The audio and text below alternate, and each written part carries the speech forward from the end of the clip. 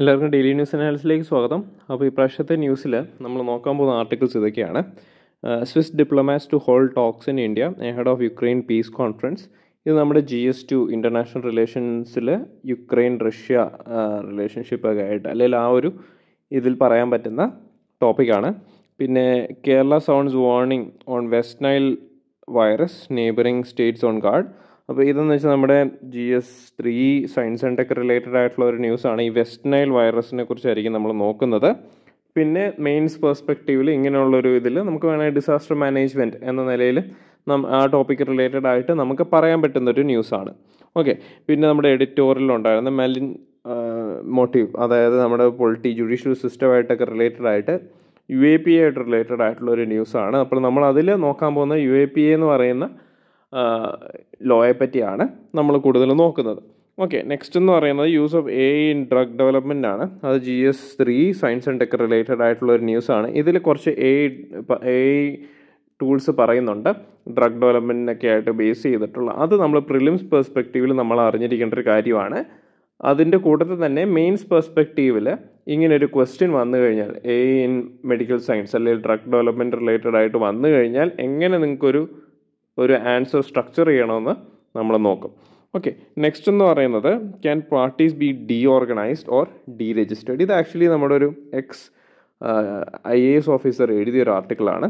അപ്പോൾ ഇത് നമ്മുടെ പെർസ്പെക്റ്റീവിൽ, അതായത് UPSC പെർസ്പെക്റ്റീവിൽ ഇമ്പോർട്ടൻ്റ് ആയിട്ടുള്ളൊരു ആർട്ടിക്കിൾ എന്ന് വേണമെങ്കിൽ നമുക്ക് പറയാം.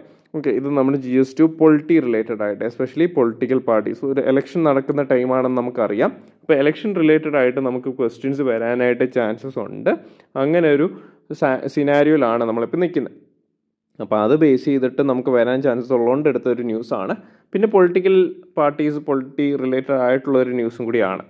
ഓക്കെ, അതിൻ്റെ ബേസിസിൽ നമ്മൾ നോക്കുന്നതായിരിക്കും. എസ്പെഷ്യലി ഇതൊരു മെയിൻസ് പെർസ്പെക്റ്റീവിൽ എടുത്താൽ മാത്രം മതി. ഓക്കെ, അപ്പോൾ നമ്മൾ ഫസ്റ്റ് ന്യൂസ് എന്ന് പറയുന്നത് Swiss diplomats to hold talks in India ahead of Ukraine peace conference. അപ്പം യുക്രൈൻ പീസ് കോൺഫറൻസ് നടക്കുന്നുണ്ട്. അത് ബർഗൻസ്റ്റോക്കിലാണ്.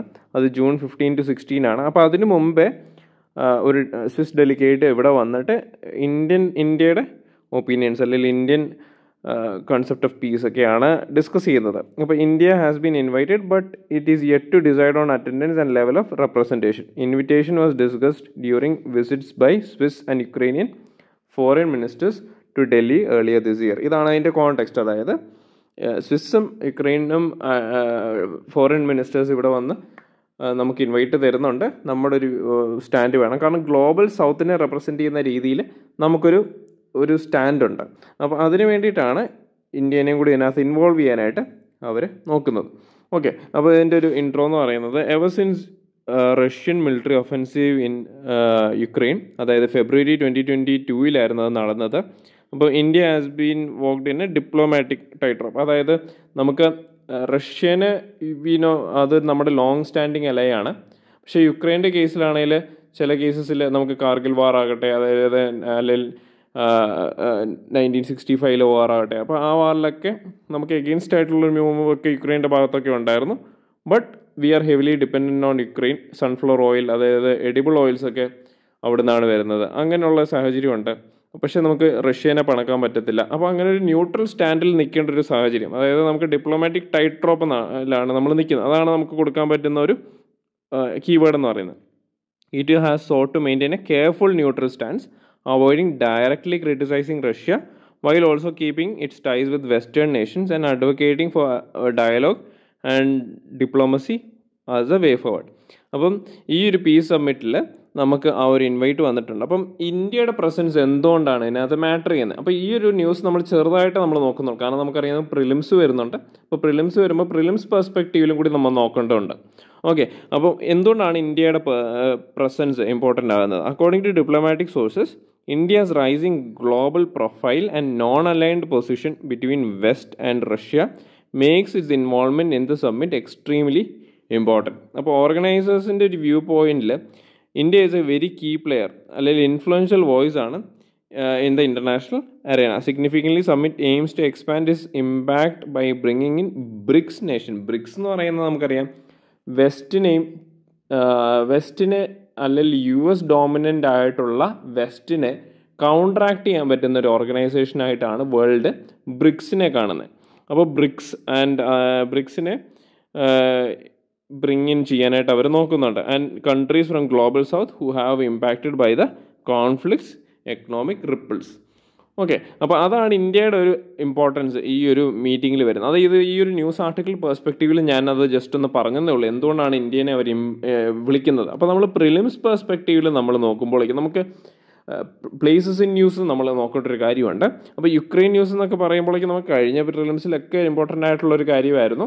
അപ്പോൾ നമ്മൾ യുക്രൈൻ്റെ ബോർഡറിങ് നേഷൻസ്, അതുപോലെ തന്നെ റഷ്യ അനക്സ് ചെയ്തേക്കുന്ന ഏരിയാസ്, അതുപോലെ തന്നെ ഇതിനെ സറൗണ്ട് ചെയ്യുന്ന വാട്ടർ ബോഡീസ് ഏതൊക്കെയാണ് നമ്മൾ നോക്കുന്നത്. ഓക്കെ, ഇപ്പം യുക്രൈനെ സറൗണ്ട് ചെയ്തേക്കുന്ന കൺട്രീസ് എന്ന് പറയുന്നത് റഷ്യ ഒരു കൺട്രിയാണ്, ബെലാറൂസ് ഒരു കൺട്രിയാണ്, പോളണ്ട് ഒരു കൺട്രിയാണ്, സ്ലോവാക്യ ഒരു കൺട്രിയാണ്, ഹംഗാറി ഒരു കൺട്രിയാണ്, മൊൾഡോവ, റൊമേനിയ. ഓക്കെ, അപ്പോൾ ഇത്രയും കൺട്രീസാണ് യുക്രൈനെ സറൗണ്ട് ചെയ്തേക്കുന്ന കൺട്രീസ്. അപ്പോൾ പിന്നെ ഇതിൻ്റെ ഒരു സെപ്പറേറ്റിസ്റ്റ് ആയിട്ടുള്ള റീജിയൻസ് എന്ന് പറയുന്നത് ലുഗൻസ്ക്, പിന്നെ ഡോൺസ്റ്റക്ക്. ഇതെന്ന് പറഞ്ഞാൽ റഷ്യ കൺട്രോൾ ചെയ്യുന്ന റീജിയനാണ്. റഷ്യ ഓൾറെഡി ക്രിമിയ 2014 അനക്സ് ചെയ്തായിരുന്നു. അപ്പോൾ സെബാസ്റ്റ്യനോപോൾ എന്ന് പറയുന്ന ഒരു പോർട്ടുണ്ട് അവിടെ, അതും ഇമ്പോർട്ടൻ്റ് ആണ്. അങ്ങനെയൊക്കെ അവർക്ക് വേണേൽ ചോദിക്കാം. ഓക്കെ, പിന്നെയെന്ന് പറയുമ്പോൾ സീ ഓഫ് അസോവ് ആണ് ഇവിടെ ഉള്ളൊരു വാട്ടർ ബോഡി. പിന്നെ ബ്ലാക്ക് സീ നമുക്കറിയാവുന്ന പോലെ ഇവിടെ ഉള്ളൊരു അനദർ വാട്ടർ ബോഡിയാണ്. അപ്പോൾ ഇത്രയും നമ്മൾ ഓർത്തിരിക്കുക. ഇത്രയും ഏരിയാസ് യുക്രൈൻ റഷ്യ കോൺഫ്ലിക്റ്റ് ആയിട്ട് റിലേറ്റഡ് ആയിട്ടുള്ള ഏരിയാസ് ആണെന്നും കൂടി ഓർത്തിരിക്കുക. അപ്പോൾ മെറിയാപോൾ എന്ന് പറയുന്ന റീജിയൻ എവിടെയാണെന്ന് ചോദിച്ചു കഴിഞ്ഞാൽ അത് യുക്രൈനാണെന്ന് ഓർത്തോണം. ഒഡേസ്യ എന്ന് പറയുന്ന റീജിയൻ എവിടെയാണെന്ന് ചോദിച്ചു കഴിഞ്ഞാൽ അത് യുക്രൈനാണെന്ന് ഓർത്തോണം. സെബാസ്റ്റ്യാനോപോൾ എന്ന് പറയുമ്പോഴേക്കും അത് എന്താണ്, റഷ്യ അനക്സ് ചെയ്ത ഒരു പോർട്ടാണെന്നും കൂടി ഓർത്തിരിക്കുക. ഓക്കെ, അപ്പോൾ നെക്സ്റ്റ് ന്യൂസ് എന്ന് പറയുന്നത് Kerala sounds warning on west Nile virus. അപ്പോൾ വെസ്റ്റ് നൈൽ വൈറസ് എന്ന് പറയുന്ന ഒരു വൈറസ് അല്ലെങ്കിൽ ഫീവർ വന്നിട്ടുണ്ട്. അപ്പോൾ അതിനെ ഒരു വാർണിംഗ് പോലെ സ്റ്റേറ്റ് ഗവൺമെൻറ് ഇഷ്യൂ ചെയ്തിട്ടുണ്ട്. അപ്പോൾ ഇതിൻ്റെ കോണ്ടെക്സ്റ്റ് എന്ന് പറയുന്നത് Kerala is currently grappling with rising cases of West Nile fever, a mosquito borne viral disease ആണത്. അപ്പം 20 സസ്പെക്റ്റഡ് കേസസ് ഉണ്ട്, അതിൽ 2 ഡെത്ത് ഉണ്ട്. അതായത് മൺസൂൺ സീസൺ തുടങ്ങുന്നതിന് മുമ്പാണ് ഇങ്ങനൊരു സാഹചര്യം ഉടലെടുത്തത്. ഓക്കെ, അപ്പോൾ ഈ വെസ്റ്റ് നൈൽ ഫീവർ എന്ന് പറയുന്നത് എൻഡമിക് ഇൻ കേരള ആണ് for over 20 decades, but often goes undiagnosed due to asymptomatic cases. അതായത് നമുക്ക് നോർമൽ ഫീവർ പോലെയൊക്കെ തന്നെ നമുക്ക് തോന്നുന്നുണ്ട്, ഒത്തിരി നമ്മളങ്ങനെ ശ്രദ്ധിക്കാറില്ല. ഓക്കെ, അപ്പോൾ ഈ വെസ്റ്റ് നൈൽ ഫീവർ എന്താണ്? വെസ്റ്റ് നൈൽ ഫീവർ എന്ന് പറയുന്നത് വെസ്റ്റ് നൈൽ വൈറസ് കോസ് ചെയ്യുന്ന ഒരു ഫീവറാണ്. A single stranded RNA virus ആണ്, transmitted to humans through bite of an infected mosquito ആണ്. അപ്പോൾ mosquito of the genus Culex generally considered as a principal vectors of West Nile virus. അപ്പോൾ ബേർഡ്സും ഉണ്ട് ഹോസ്റ്റിൻ്റെ റിസർവോയറായിട്ട് act ചെയ്യുന്നത്.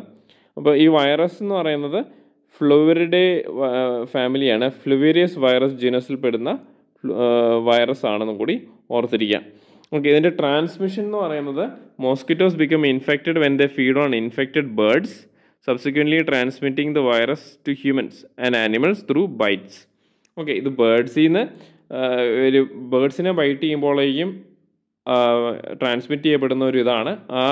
ആ മോസ്കിറ്റോസ് അവർ ഹ്യൂമൻസിനെയോ ആനിമൽസിനെ byte ചെയ്യുമ്പോഴേക്കും അവർക്ക് ഈ ഡിസീസ് വരുന്നു. Okay, virus may also be transmitted through contact with other infected animals, their blood or other tissues. അപ്പോൾ റെയർ കേസസിൽ ട്രാൻസ്മിഷൻ ത്രൂ ഓർഗൻ ട്രാൻസ്പ്ലാന്റ് നടക്കുന്നുണ്ട്, blood transfusions and transplantational transmission, അതായത് ട്രാൻസ്പ്ലേസെൻ്റൽ ട്രാൻസ്മിഷൻ, ഓർഗൻ ട്രാൻസ്പ്ലാന്റേഷനോ അല്ലെങ്കിൽ നമ്മൾ blood കൊടുക്കുമ്പോഴൊക്കെ ഇത് transfer ചെയ്യാനായിട്ട് chances ഉണ്ട്. No human to human transmission of West Nile virus through casual contact വന്നിട്ടില്ല.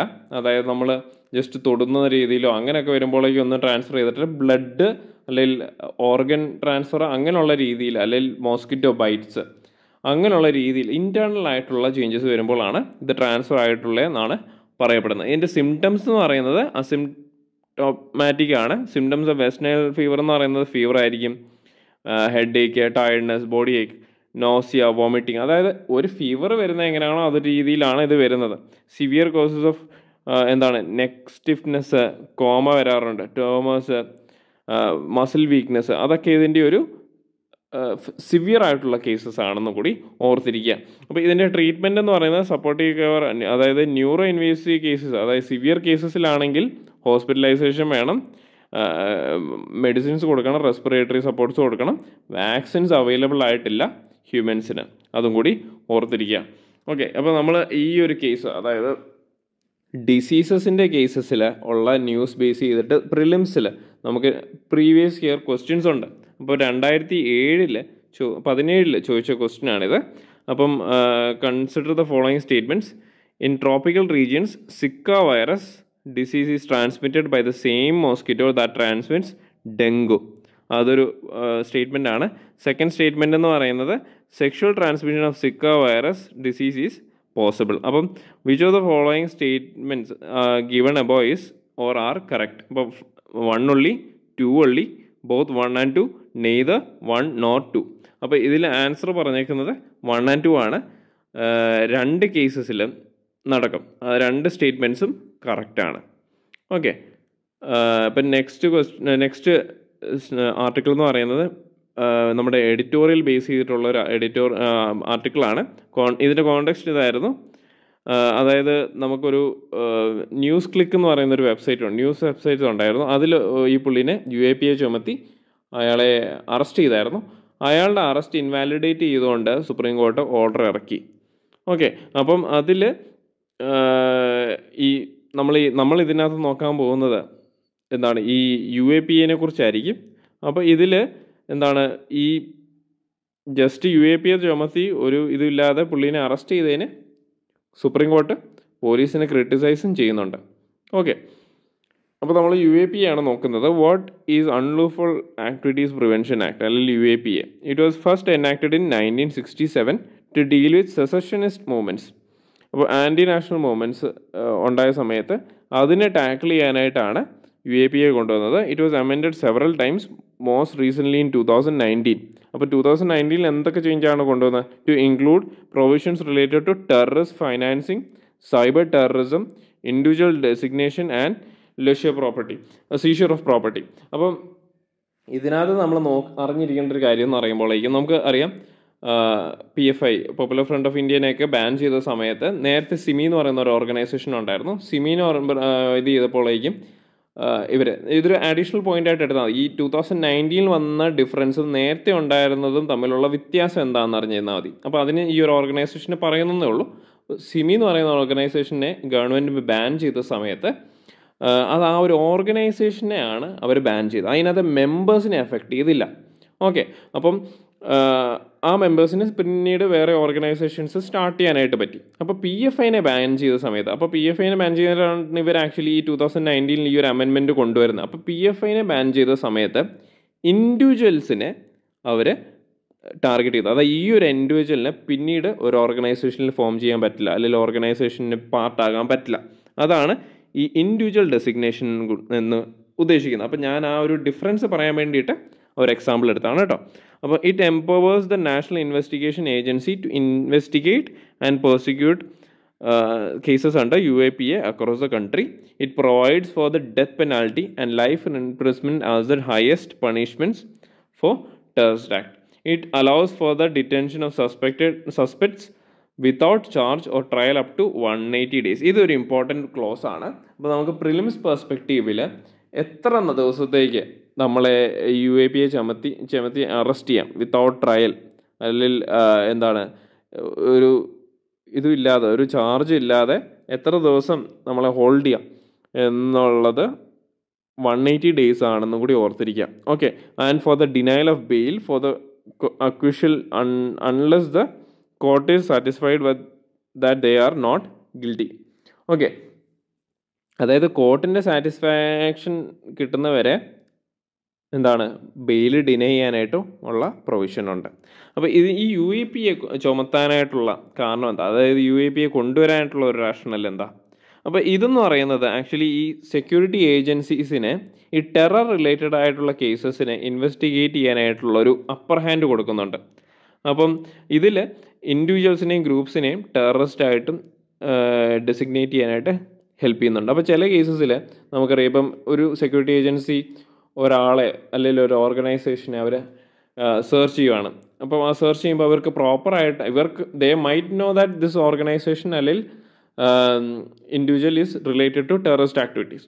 ഓക്കെ, പക്ഷേ ഇവരെ കൊടുക്കാനായിട്ടുള്ള എവിഡൻസോ അങ്ങനത്തെ കാര്യങ്ങളോ ഒന്നും ഇല്ലായിരിക്കും. അപ്പോൾ അവർക്ക് ഈസി ആയിട്ട് ഇവരെ പിടിക്കാനായിട്ടുള്ളൊരു സാഹചര്യം എന്ത് ചെയ്തു, ഈ UAPയിലൂടെ അവർക്ക് വന്നു. പക്ഷേ അതൊരു ഇൻഡിവിജ്വലിൻ്റെ റൈറ്റിനെ ബാധിക്കുന്ന ഒരു കാര്യം ആണെന്നും കൂടി നമ്മൾ ഓർക്കണം.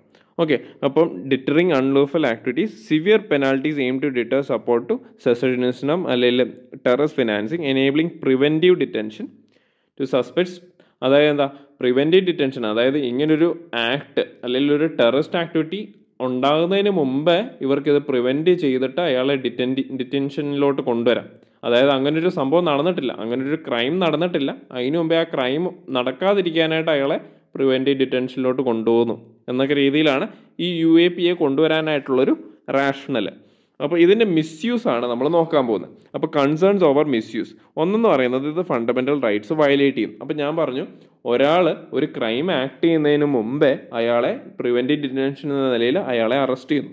ഓക്കെ, എന്നിട്ട് അയാൾക്ക് ബെയിൽ ഡിനൈ ചെയ്യുന്നു. അയാളെ 180 ഡേയ്സിൽ അയാളെ കസ്റ്റഡിയിൽ ഹോൾഡ് ചെയ്യാനായിട്ട് ഈ ലോ അവരെ അംഗീകരിക്കുന്നുണ്ട്. ഓക്കെ, അല്ലെ അലോ ചെയ്യുന്നുണ്ട്.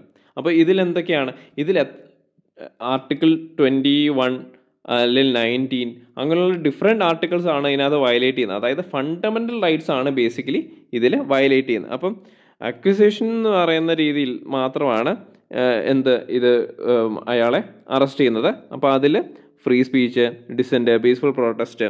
അപ്പോൾ ടാർഗറ്റിംഗ്, ഇത് ബേസിക്കലി ആരെയാണ് ടാർഗറ്റ് ചെയ്യുന്നത്? ആക്ടിവിസ്റ്റുകളെ, ജേർണലിസ്റ്റുകളെ, മൈനോറിറ്റീസിനെ. അപ്പോൾ അങ്ങനെയുള്ള ആൾക്കാരെ എല്ലാം ഇത് ടാർഗറ്റ് ചെയ്യുന്നുണ്ട്. അപ്പോൾ ഇതിലൊരു അക്കൗണ്ടബിലിറ്റി ഇല്ല, ഞാൻ പറഞ്ഞില്ലേ. അപ്പോൾ ഇതിൽ ഒരാളെ ടെററിസ്റ്റ് എന്ന രീതിയിൽ ഗവൺമെൻറ്റിന് വേണേൽ ഡെസിഗ്നേറ്റ് ചെയ്യാം.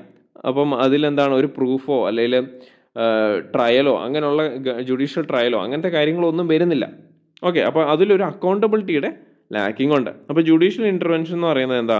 Courts rule that mere membership of a banned group is not crime without inciting violence.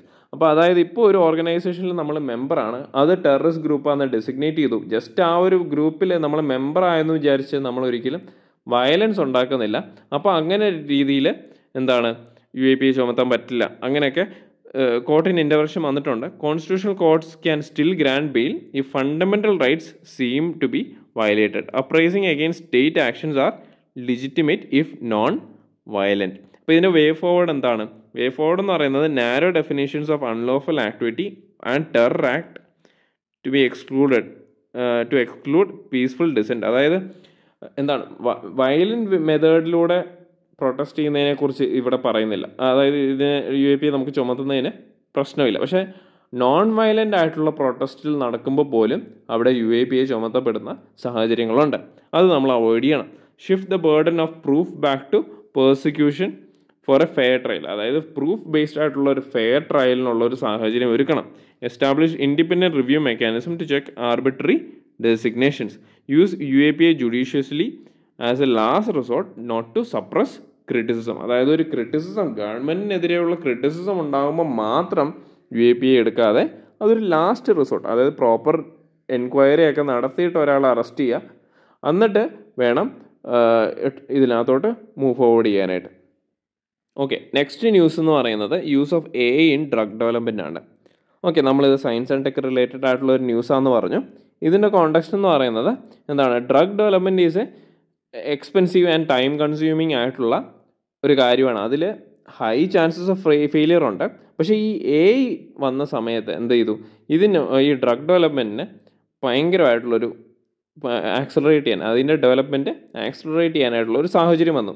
അപ്പോൾ ഇതിലുള്ള AI ടൂൾസ് ഒന്നെന്ന് പറയുന്നത് AlphaFold, പിന്നെ ROS-TTA-Fold. ഇത് മേജർ ബ്രേക്ക് ഈ രണ്ട് ടൂൾസും ഭയങ്കരമായിട്ട് ഈ ഡ്രഗ് ഡെവലപ്മെൻറ്റിൽ അഡ്വാൻസ്മെൻറ്റ്സ് കൊണ്ടുവന്നു എന്നാണ് പറയുന്നത്. ഓക്കെ, അപ്പോൾ ഈ എങ്ങനെയാണ് അത് കൊണ്ടുവന്നത്? അതായത് ഈ ഒരു ടാർഗറ്റ് ഡിസ്കവറിയാണ് അതിൽ ഒരു ഇമ്പോർട്ടൻറ്റ് കാര്യം.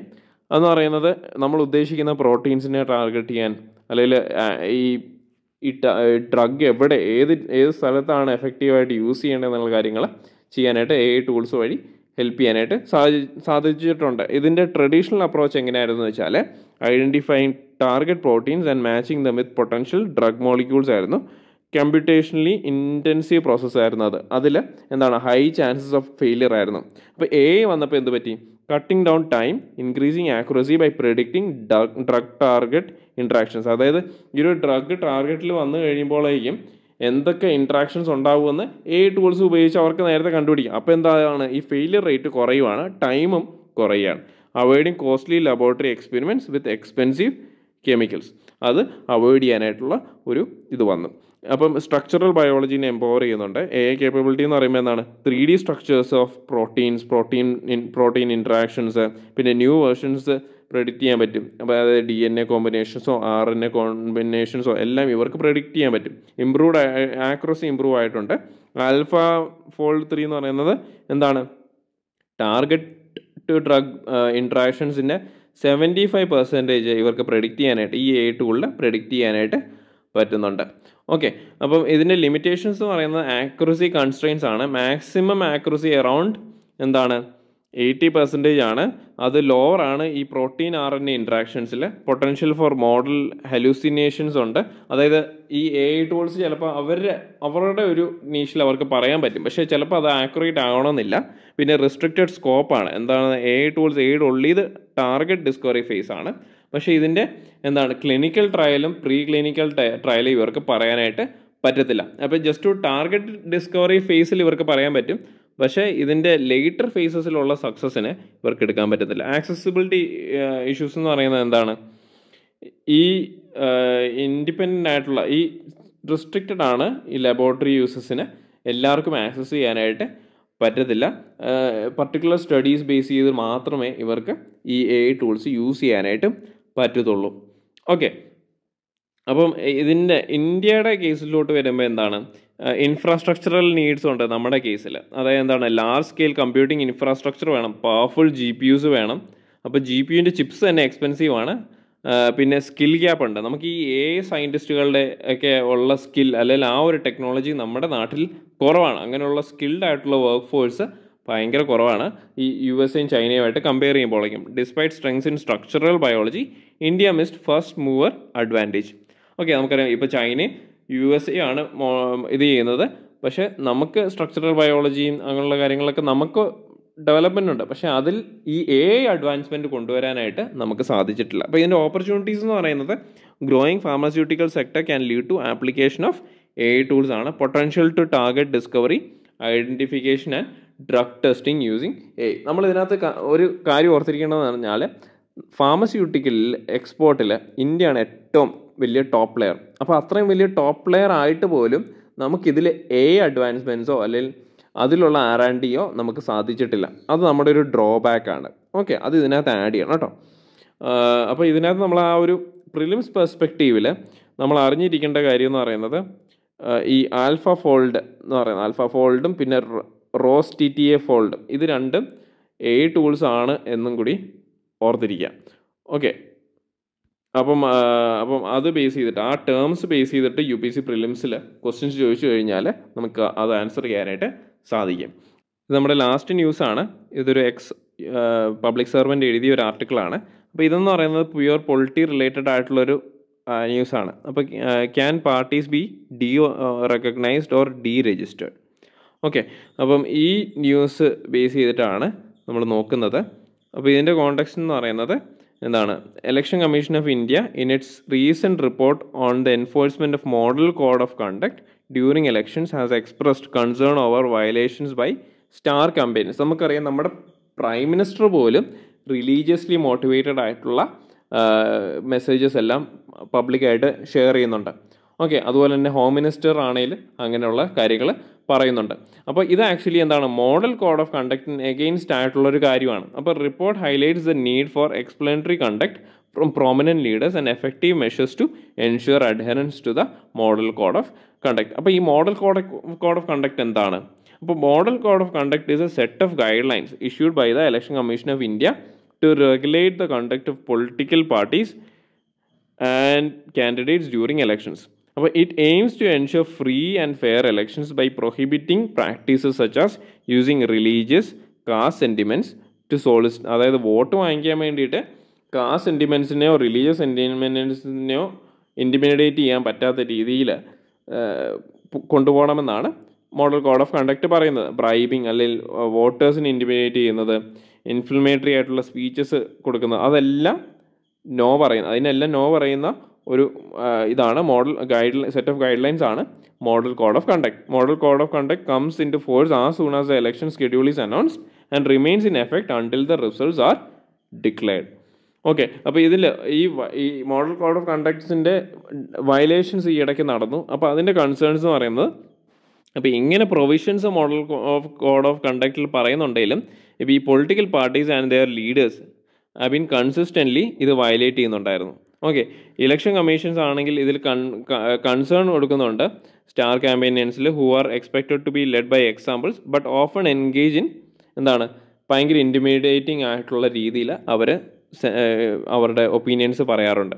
Violations of the model code of conduct undermine the integrity of the electoral process and erode public trust. അപ്പോൾ നമുക്കറിയാം ഇങ്ങനെയുള്ള കേസസ് വന്നിട്ട് പോലും ഇലക്ഷൻ കമ്മീഷൻ ഓഫ് ഇന്ത്യയുടെ കേസസിൽ നിന്ന് അല്ലെങ്കിൽ അവരുടെ ഭാഗത്തു നിന്ന് ഒരു ഒപ്പീനിയനോ അല്ലെങ്കിൽ ഒരു നടപടിയോ അവർ കൊണ്ടുവന്നിട്ടില്ല. അപ്പോൾ ഇതിൻ്റെ ചാലഞ്ചസ് എന്താണ്? ഇതിൽ ഈ ഒരു സംഭവം ഇങ്ങനൊരു വയലേഷൻ നടന്നു കഴിഞ്ഞാൽ അതിന് എഗെയിൻസ്റ്റ് ആയിട്ടുള്ള നീക്കങ്ങൾ ഇലക്ഷൻ കമ്മീഷൻ ഓഫ് ഇന്ത്യയുടെ ഭാഗത്തുനിന്ന് എടുക്കാനായിട്ടുള്ള ബുദ്ധിമുട്ടുകൾ എന്താണ്? അപ്പം challenges in enforcement. Okay, Election Commission of India currently has limited powers to enforce MCC effectively. While it can use advisories and temporarily bar leaders from campaigning for short periods, strong ആയിട്ടുള്ള measures ഇവർക്ക് എടുക്കാനായിട്ട് പറ്റത്തില്ല. അപ്പോൾ lack of explicit legal provisions for deregistering political parties that consistently flout എന്ന് പറയും ആ ഒരു സംഭവം. അതായത് ഇപ്പോൾ ഒരു പൊളിറ്റിക്കൽ പാർട്ടി സപ്പോസ് BJP അല്ലെങ്കിൽ കോൺഗ്രസ് കൺസിസ്റ്റൻ്റ് ആയിട്ട് ഈ മോഡൽ കോഡ് ഓഫ് ഇത് ചെയ്യുവാണ്, വയലേറ്റ് ചെയ്യുവാണെങ്കിൽ, model code of conduct violate ചെയ്യുവാണെങ്കിൽ അവരെ ഡീരജിസ്റ്റർ ചെയ്യാനായിട്ടുള്ള മെത്തേഡോ അല്ലെങ്കിൽ അവരെ ബാർ ചെയ്യാനായിട്ടുള്ള കാര്യങ്ങളോ ഈ ഇലക്ഷൻ കമ്മീഷൻ്റെ ഭാഗത്തുനിന്ന് എടുക്കാനായിട്ട് പറ്റത്തില്ല. അപ്പോൾ ഇതിലുള്ള റെക്കമെൻഡേഷൻസ് എന്താണ്? അപ്പം election commission of India in its memorandum for electoral reforms has suggested amendments to the law that would empower it to deregister political parties. അതായത് 2016 ഇലക്ട്രൽ റിഫോംസിന് നമ്മൾ ഇലക്ഷൻ കമ്മീഷൻ ഓഫ് ഇന്ത്യ ഒരു മെമ്മറാണ്ടം കൊടുത്തിരുന്നു. അതിൽ political പാർട്ടീസിനെ ഡീരജിസ്റ്റർ ചെയ്യാനായിട്ട്, അതായത് ഈ MCC violations വന്നു കഴിഞ്ഞാൽ ഈ പൊളിറ്റിക്കൽ പാർട്ടീസിനെ ഡീരജിസ്റ്റർ ചെയ്യാനായിട്ടുള്ള പവർ ഇവർക്ക് കൊടുക്കണമെന്ന് പറഞ്ഞ് റെക്കമെൻഡേഷൻ കൊടുത്തിട്ടുണ്ടായിരുന്നു. Law commission of India's 255th റിപ്പോർട്ടിൽ റെക്കമെൻഡ് ചെയ്തിട്ടുണ്ടായിരുന്നു deregistration of political parties that fail to contest elections for 10th consecutive years. Okay, but implementing these recommendations can strengthen the ECI's authority and incentivize parties to adhere to the MCC strictly. But ECI should exercise its power to suspend, withdraw recognition of recognized political parties. അതായത് ഈ MCCനെ violate ചെയ്യുന്ന political parties ഉണ്ടെങ്കിൽ അവരെ suspend ചെയ്യുക, അതുപോലെ തന്നെ അവരുടെ recognised status കളയുക, അങ്ങനെയുള്ള സ്ട്രിക്റ്റ് ആയിട്ടുള്ള സ്റ്റെപ്പ് ECIയുടെ ഭാഗത്തുനിന്ന് എടുക്കണം. പിന്നെ strict enforcement of MCC coupled with comprehensive electoral reforms is crucial to upholding the integrity of India's democratic process and ensuring free and fair elections. അപ്പോൾ ഇതിൻ്റെ ഒരു കൺക്ലൂഷൻ എന്ന നിലയിൽ നമുക്ക് കൊടുക്കാൻ പറ്റുന്നത് model code of conduct is A vital instrument for maintaining the sanctity of elections and it's effective implementation is essential for preserving the principles of democracy by addressing the challenges in enforcing MCC and empowering. അതായത് ഈ model code of conduct എന്ന് പറയുന്നത് നമുക്കൊരു guide lines തന്നിട്ടുണ്ടെന്നേ ഉള്ളൂ, പക്ഷേ അത് enforce ചെയ്യാനായിട്ടുള്ള methods election commission of ഇന്ത്യയിൽ പ്രോപ്പറായിട്ടില്ല. അപ്പോൾ കുറച്ചുകൂടെ സ്ട്രിക്റ്റർ ആയിട്ടുള്ള കാര്യങ്ങൾ നമ്മൾ ചെയ്യേണ്ട ആവശ്യമുണ്ട്. അത് ചെയ്യാനായിട്ട് നമ്മൾ അല്ലെങ്കിൽ ലീഗൽ ആയിട്ടുള്ള മൂവ്മെൻറ്റ്സ് കൊണ്ടുവരണം, എന്നാലേ ECIയുടെ പവർ നമുക്ക് ഇംപ്രൂവ് ചെയ്യാൻ പറ്റത്തുള്ളൂ. അതുപോലെ തന്നെ ഇലക്ട്രൽ സിസ്റ്റം ഓഫ് ഇന്ത്യയിലുള്ള നമ്മുടെ വോട്ടേഴ്സിൻ്റെ ട്രസ്റ്റ് കൂടാനായിട്ട് പറ്റത്തുള്ളൂ. അതുകൂടി നമ്മൾ ഇതിനകത്ത് കൺക്ലൂഷനകത്ത് ആഡ് ചെയ്യണം. നെക്സ്റ്റ് നമ്മുടെ പ്രിലിംസ് പെർസ്പെക്റ്റീവ് ബേസ് ചെയ്തിട്ടുള്ളൊരു ക്വസ്റ്റ്യൻ ആണ്. വോബാക്കിയ മെത്തേഡ് എന്ന് പറയുന്നത് എന്തുമായിട്ട് റിലേറ്റഡ് ആണ് എന്നാണ് ചോദ്യം വന്നേക്കുന്നത്. ഒന്നെന്ന് പറയുന്നത് method is related to controlling the viral diseases spread by mosquitoes. It is related to converting crop residues into packing material. It is related to producing biodegradable plastics. It is related to producing biocar from thermochemical conversion of biomass. അപ്പോൾ ഇതിൽ ഏത് statement ആണ് correct എന്നുള്ളത് നിങ്ങൾ comment സെക്ഷനിൽ ഇടുക. അപ്പോൾ എന്നിട്ട് അതിൻ്റെ ആൻസർ ഞാൻ ഉടനെ തന്നെ തരുന്നതായിരിക്കും. ഓക്കെ, അപ്പം ഈ പ്രാവശ്യത്തെ വീഡിയോ എല്ലാവർക്കും മനസ്സിലായെന്ന് വിചാരിക്കുന്നു. കുറച്ച് ലെങ്തി ആയിരുന്നു. നമ്മൾ പ്രിലിംസ് പെർസ്പെക്റ്റീവ് നോക്കിയിട്ടുണ്ട്, അതുപോലെ തന്നെ മെയിൻസ് ചില കോമൺ ആയിട്ടുള്ള ടോപ്പിക്സ് UAPAയും അതുപോലെ തന്നെ MCC ഒക്കെ കോമൺ ആയിട്ടുള്ള ടോപ്പിക്സ് ആണ്. അതിൻ്റെ മെയിൻസ് പെർസ്പെക്റ്റീവും കൂടി നമ്മൾ നോക്കിയിട്ടുണ്ട്. അപ്പോൾ അതാണ് ഇച്ചിരി ലെങ്തി ആയിപ്പോയതാണ്. ഇപ്രാവശ്യത്തെ വീഡിയോ എല്ലാവർക്കും മനസ്സിലായി, അതായത് DNA അനാലിസിസ് എല്ലാവർക്കും മനസ്സിലായെന്ന് വിചാരിക്കുന്നു. ഇനി അടുത്ത പ്രാവശ്യം കാണാം. നന്ദി, നമസ്കാരം.